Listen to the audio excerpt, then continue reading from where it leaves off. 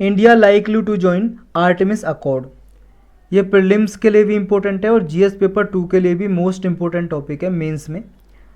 देखो, इंडिया जो नासा का आर्टेमिस अकॉर्ड है इसको ज्वाइन करने जा रहा है। अभी आपको पता है हमारे इंडिया के प्राइम मिनिस्टर यूएस की विजिट पे गए, स्टेट विजिट पे, तो वहाँ पे ये अनाउंस किया है कि इंडिया इसे ज्वाइन करने वाला है आर्टेमिस अकॉर्ड को। तो हमें इसमें ये जानना है कि ये आर्टेमिस अकॉर्ड है क्या और इसके क्या फ़ायदे नुकसान हैं, क्या इम्पोर्टेंस है इंडिया के लिए। अभी रिसेंटली देखो आर्टेमिस अकॉर्ड को ज्वाइन करने वाला है, ये वाइट हाउस ने अनाउंसमेंट किया है। वाइट हाउस देखो अमेरिका के जो प्रेसिडेंट का रेजिडेंस है उसको बोलते हैं वाइट हाउस, तो वहाँ से ये अनाउंसमेंट आई है। नासा और इसरो ये देखो 2024 में इंटरनेशनल स्पेस स्टेशन के लिए जॉइंट मिशन के लिए भी एग्रीमेंट किया है इन्होंने। नासा आपको पता है क्या है, और ISRO Indian space research organisation हमारे इंडिया की स्पेस ऑर्गेनाइजेशन है जो स्पेस में रिसर्च करती रहती है, सैटेलाइट वगैरह भेजती है स्पेस में, आसमान में।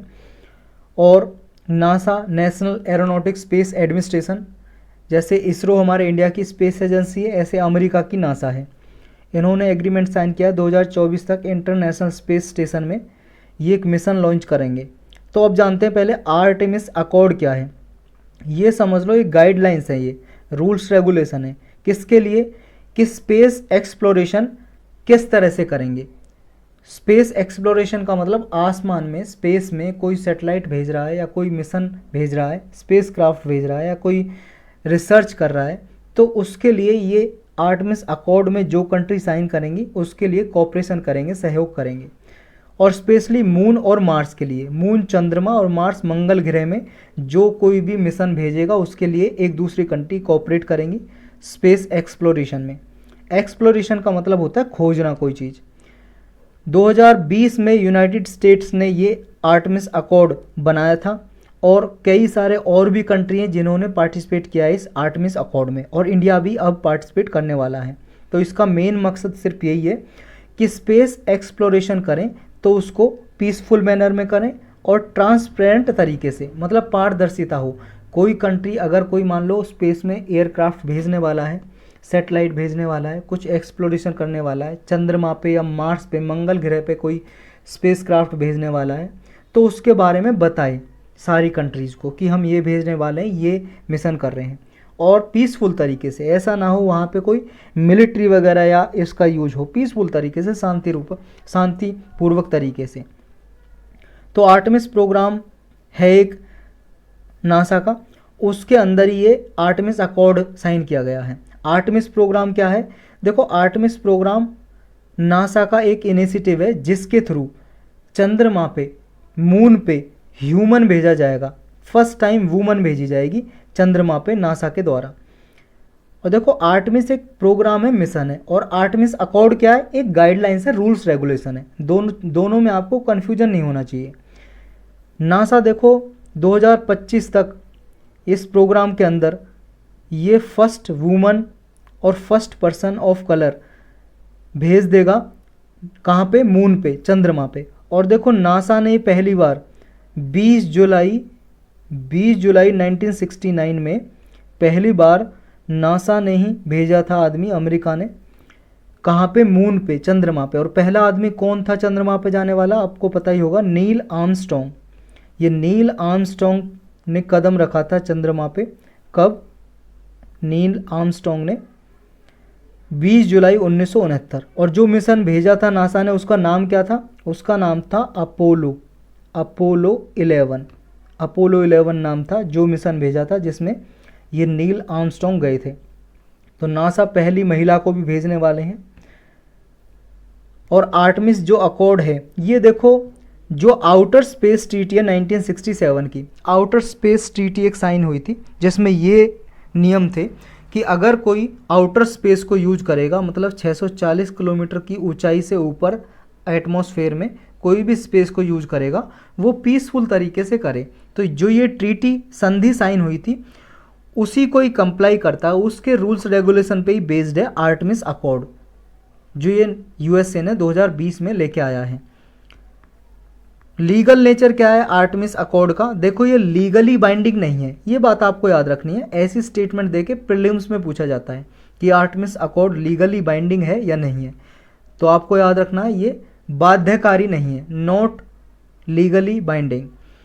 और जो ये फ्रेमवर्क है एक दूसरी कंट्री को कोऑपरेशन यानी कि इंक्रीज करता है, एक दूसरी कंट्री में सहयोग बढ़ाता है लूनर एक्सप्लोरेशन में, यानी कि मून पे चंद्रमा पे कोई एक्सप्लोरेशन करता है तो उसके लिए कोऑपरेशन बढ़ाएगा आर्टेमिस अकॉर्ड। मई 2023 तक इसमें देखो 25 कंट्रीज इसके सिग्नेटरी हैं, ये 25 कंट्रीज ने साइन कर दिया आर्टेमिस अकॉर्ड पे, जिसमें US, UK, Japan, Italy, Canada, Brazil, Australia, Bahrain, Colombia, Kazakh republic, France, Israel, Luxembourg, Mexico, New Zealand, Spain, Nigeria, Poland, republic of Korea, Romania, Rwanda, Saudi Arabia, Singapore, Ukraine, UAE, ये जो 25 countries हैं इन्होंने sign कर दिया है। ये याद रखना, देखो सारे कंट्रीज आपको याद करने की ज़रूरत नहीं है, इतना याद रखो कि इसमें लगभग सारे कॉन्टिनेंट से, सारे महाद्वीप से कंट्रीज़ ने साइन किया है, अफ्रीका से भी, यूरोप से भी, north America, south America, Asia से, ऑस्ट्रेलिया से, सब ने साइन किया है इसमें, लेकिन रसिया और चाइना अभी नहीं है, ये आपको याद रखना है। इंडिया इसको ज्वाइन करने वाला है, अनाउंस कर दिया है। आर्टेमिस अकॉर्ड्स के क्या प्रिंसिपल है, सिद्धांत क्या है, किन सिद्धांत पे ये काम करेगा आर्टेमिस अकॉर्ड, यानी कि जो इसके रूल्स रेगुलेशन इसमें क्या हैं। पहला पीसफुल पर्पजेज, जो हमने ऊपर डिस्कस किया, स्पेस का जो यूज किया जाएगा, स्पेस में कोई भी एक्टिविटी होंगी वो पीसफुल पर्पजेज के आधार पे होंगी, मतलब शांतिपूर्वक उद्देश्य होगा उनका, और इंटरनेशनल लॉज हैं जो उनको माना जाएगा, अंतर्राष्ट्रीय जो नियम है, कानून है, उनको माना जाएगा। इस तरह से स्पेस में कोई मिशन भेजेगा कोई भी कंट्री। ट्रांसपेरेंसी आएगी इससे, मतलब कोई भी कंट्री कुछ स्पेस में एक्सप्लोरेशन कर रहा है वो बताएगा, पारदर्शिता लाएगा, ट्रांसपेरेंट तरीके से काम करेगा। इंटर ऑपरेबिलिटी, अगर कोई दूसरी कंट्री को मान लो एक्सप्लोरेशन के लिए इंफ्रास्ट्रक्चर चाहिए, मान लो कहीं से लॉन्च करना है और लॉन्च, मान लो कहीं पे लॉन्चिंग स्टेशन है, दूसरे कंट्री का लॉन्चिंग स्टेशन यूज करना है उसे, दूसरी कंट्री को, तो उसका स्टेशन यूज किया जाए इंफ्रास्ट्रक्चर को, मतलब इंटर ऑपरेबिलिटी आएगी। इंटर ऑपरेबिलिटी का मतलब एक दूसरी कंट्री को कोई भी मान लो कम्युनिकेशन सिस्टम में, स्ट्रक्चर में, पावर सिस्टम में, फ्यूल स्टोरेज में कोई भी कोऑपरेशन चाहिए तो एक दूसरी कंट्री सहायता करेंगी। एमरजेंसी असिस्टेंस, मान लो किसी कंट्री ने स्पेस में कोई ऑस्ट्रोनॉट भेज दिया, कोई वैज्ञानिक भेज दिया, एस्ट्रोनॉट्स, उसको ज़रूरत है आउटर स्पेस में कोई टेक्नोलॉजी की और किसी कंट्री के पास नहीं है, तो दूसरी कंट्री उसको एमरजेंसी असिस्टेंस प्रोवाइड करेगी, आपातकालीन स्थिति में सहायता करेगी। असिस्टेंस का मतलब सहायता। स्पेस ऑब्जेक्ट का रजिस्ट्रेशन, कोई भी स्पेस ऑब्जेक्ट भेजा जाएगा तो रजिस्ट्रेशन कन्वेंशन के अंदर उसको रजिस्टर किया जाएगा। प्रिजर्व हेरिटेज, जो भी मान लो लैंडिंग साइट है या आर्टिफैक्ट है, कहीं से भी मान लो कहीं पे लैंड कराना है तो उसको एक तरह से प्रिजर्व किया जाएगा।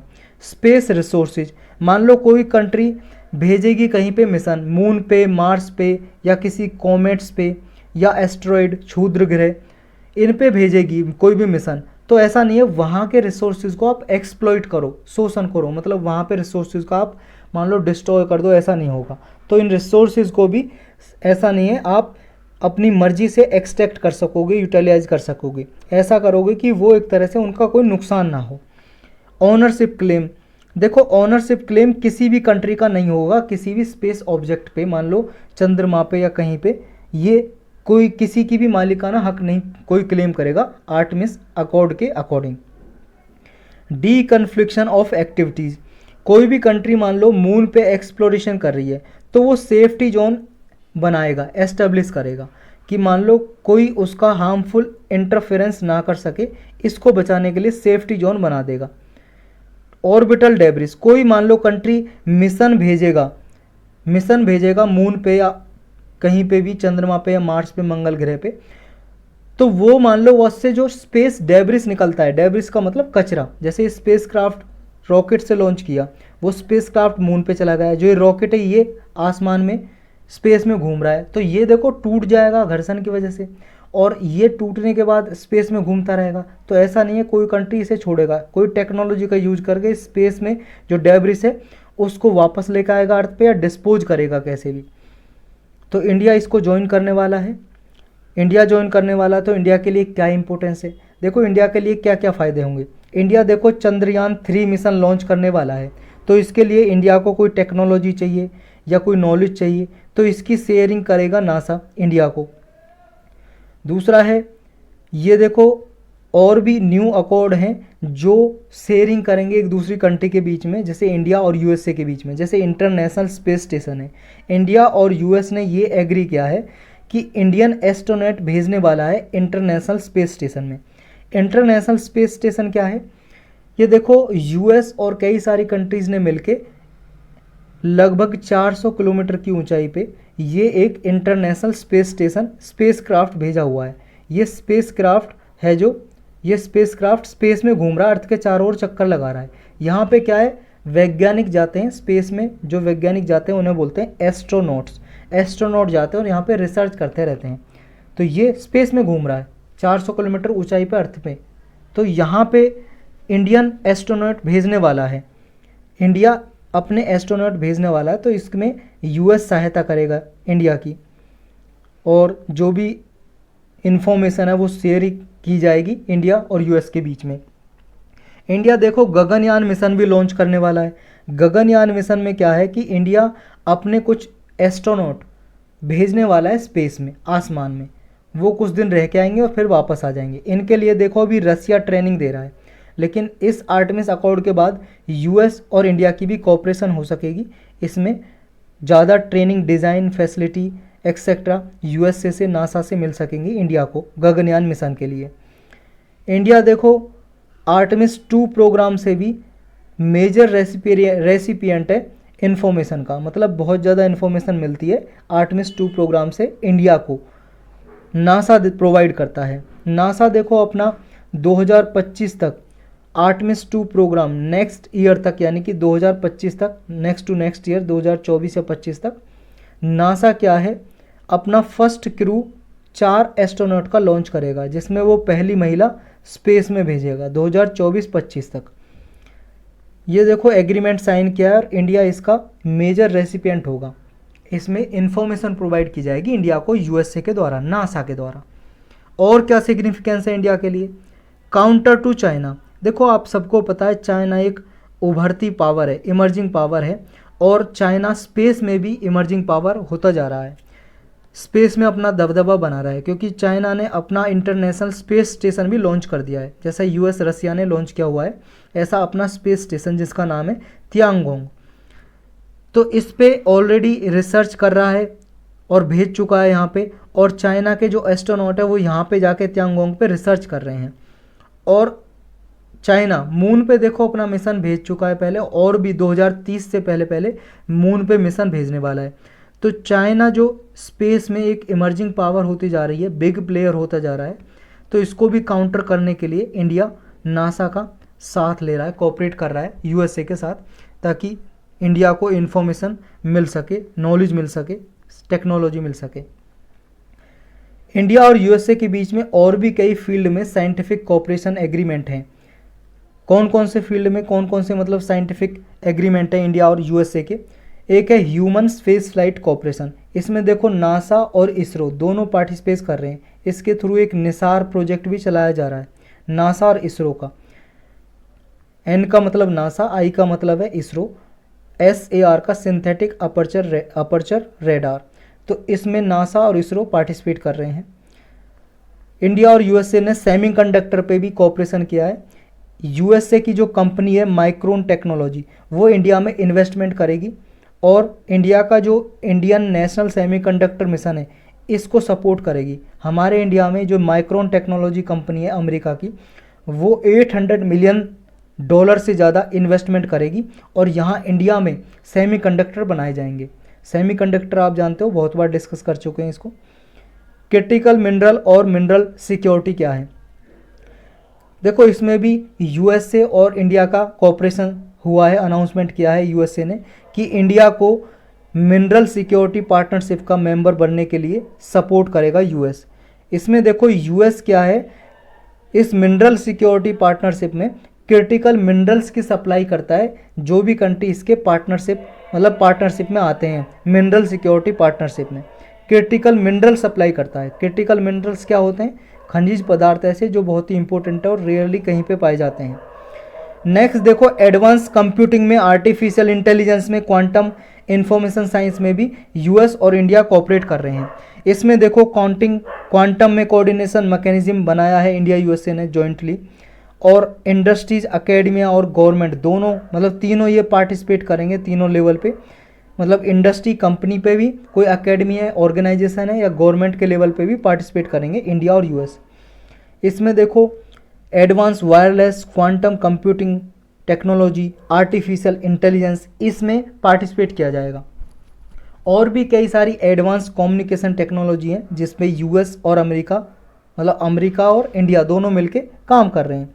कौन कौन सी? एक है 5G और 6G टेक्नोलॉजी, और है ओपन रेडियो एक्सेस नेटवर्क। इनमें भी इंडिया और यूएस मिलके काम कर रहे हैं 5G और 6G टेक्नोलॉजी के लिए। तो यही था